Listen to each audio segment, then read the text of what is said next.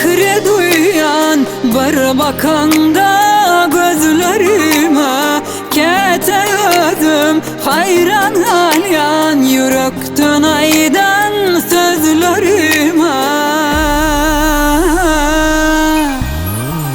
Uçamda kanatım sen, aydamımda sazımda sen, yeke kalan vaktımda gel, tut ellerim koy vermesen.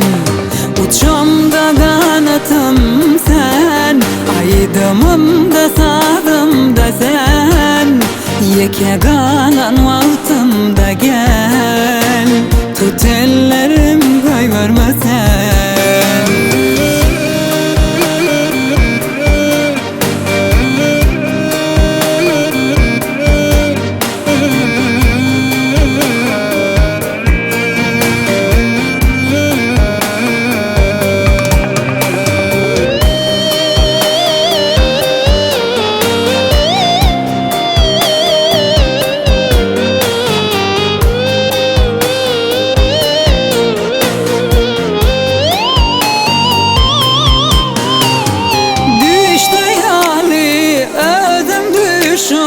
Gözümümde sen yıllarşan, deli hali menin oluşum, ol bakışlan Allah hoşum.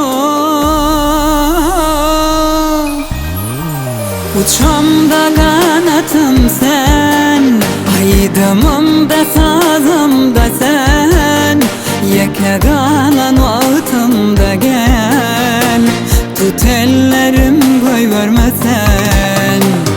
Uçamda kanatım sen, aydamımda sazımda sen, yeke kalan vaktımda gel, tut ellerim koy vermesen.